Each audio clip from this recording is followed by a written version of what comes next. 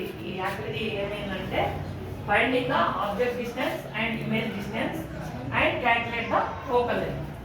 ఇక్కడ మనము focal length కనుక్కోవడానికి ఆబ్జెక్ట్ డిస్టెన్స్ ఇమేజ్ డిస్టెన్స్ కనుక్కుంటాం కాన్వెక్స్ లెన్స్ ఉపయోగించుకొని. దీనికి ఏం కావాలి మెటీరియల్ రిక్వైర్డ్ ఇక్కడ ఉన్నాయి చూడండి. ఇదేంటి కాన్వెక్స్ లెన్స్. ఏమిటి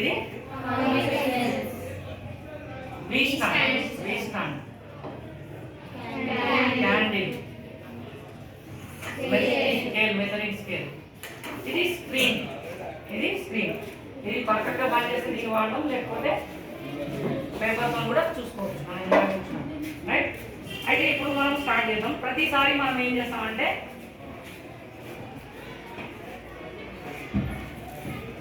ఇక్కడ ఈ ఆబ్జెక్ట్ ఇక్కడ పెట్టేసి దీన్ని ఏంటి వెలిగిస్తున్నాము. వెలిగించిన తర్వాత దీని ఇమేజ్ ఎక్కడ వస్తుందో ఫైండ్ అవుట్ చేస్తాం. ఈ కాన్వెక్స్ లెన్స్ ద్వారా దీని ఇమేజ్ ఎక్కడ కన్వర్జ్ అవుతుంది అనేది చూస్తాం.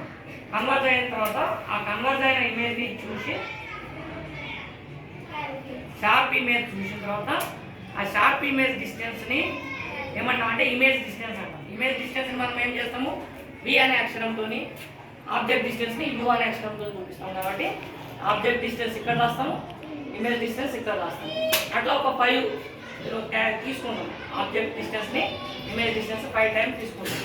5 టైమ్స్ తీసుకున్న తర్వాత మనం క్యాల్కులేట్ చేస్తే ఎవ్రీ టైం కూడా మనకి ఏం రావాలి, ఈక్వల్ ఫోకల్ లెంత్ వస్తే అప్పుడు that is the focal length of this particular convex lens అని అర్థమవుతుంది. ఇప్పుడు మనం చూద్దాం ఒకసారి. ఇక్కడ నేను ఆబ్జెక్ట్ ఇక్కడ ప్లేస్ చేస్తున్నా. ఆల్రెడీ మనం దీని యొక్క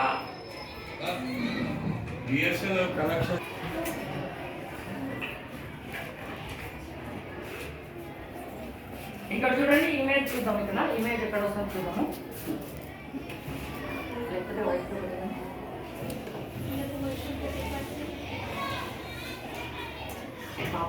ఎక్కడ షార్ప్ ఇమేజ్ ఉంటుంది ముందుకు చెప్పు. రైట్ షార్ప్ ఇమేజ్ ఎట్టుంది, ఇన్వర్టెడ్ ఉంది కదా ఇమేజ్ మనం చెప్తున్నాడు. ఇప్పుడు ఆబ్జెక్ట్ డిస్టెన్స్ ఎంత ఉంది చూసి చెప్పు. ఆబ్జెక్ట్ డిస్టెన్స్ అంటే ఈ క్యాండిల్ నుంచి లెన్స్ వరకు ఆబ్జెక్ట్ డిస్టెన్స్ ఎంత ఉంది. ఇక్కడ కరెక్ట్ ఇట్లా పెట్టి కొంచెం మేము తప్పు చేస్తే క్యాల్కులేషన్ రాంగ్ వస్తుంది.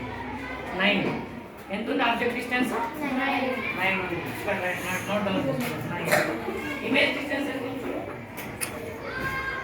అమ్మా? 9లో ఏం చేసేట్టుంది సెంటీమీటర్ ఇక్కడ ఉంది. ఆబ్జెక్ట్ డిస్టెన్స్ ఏంటి? 22. ఆబ్జెక్ట్ డిస్టెన్స్ ఎంత ఉంది? 2 సెంటీమీటర్స్. ఓకే. ఇమేజ్ డిస్టెన్స్ తీసుకో. ఇమేజ్ డిస్టెన్స్ కూడా 23 ఉందా? ఓకే. ఆబ్జెక్ట్ డిస్టెన్స్ 22 ఉంటే ఇమేజ్ డిస్టెన్స్ 23. ఇప్పుడు ఆబ్జెక్ట్ మారుతాం. లేదు నేను ఆలోచిస్తుంటాం. ఆబ్జెక్ట్ని కొంచెం ఇక్కడ పెట్టేసాం. ఆబ్జెక్ట్ డిస్టెన్స్ చాలా పెంచేసినాం. ఇప్పుడు ఇమేజ్ ఎక్కడ ఫైండ్ అవుట్ అయితే చూడండి. ఇమేజ్ ఎక్కడ ఫైండ్ అవుతుందా? ఇమేజ్ ఎక్కడ వస్తుంది? అటు ఇటు చెప్పాలి. ఇమేజ్ ఫైండ్ అవుట్ చేయాలి. రైట్ ఇంకా షార్ప్ ఇమేజ్. రైట్ అది చూసాం. ఇప్పుడు చూడండి ఆబ్జెక్ట్ డిస్టెన్స్ ఎంత? 40.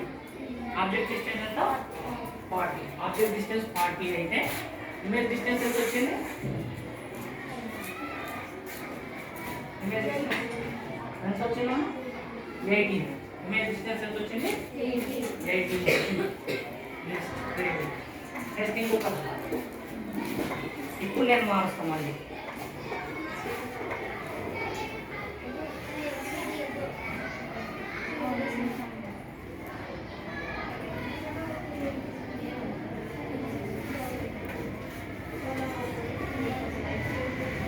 Object distance 20. ఇమేజ్ ఎక్కడ వస్తుంది చూద్దాం. ఇమేజ్ ఫైండ్ అవుట్ చేయి. ఇమేజ్ అటు ఇటు షార్ప్ ఇమేజ్ తీసుకో. రైట్ చూడండి. ఇప్పుడు ఆబ్జెక్ట్ డిస్టెన్స్ 20 పెట్టాం కదా. ఇమేజ్ డిస్టెన్స్ ఎంత వచ్చింది చూడు. ఇమేజ్ డిస్టెన్స్ అంటే ఎక్కడ నుంచి ఎక్కడికి? ఇమేజ్ ఎక్కడ ఉంది మరి?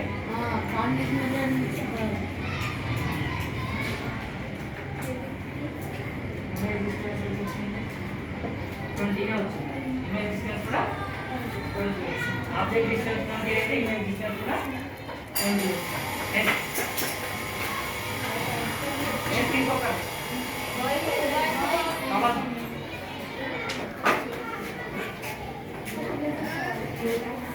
ఆబ్జెక్ట్ నేను ప్లేస్ మారుస్తాం. ఇమేజ్ ఫైండ్ అవుట్ చేయడం,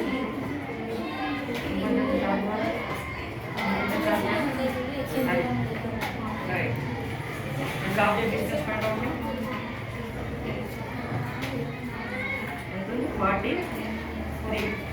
43. Object distance 43. ఇమేజ్ డిస్టెన్స్ ఎంత? 17.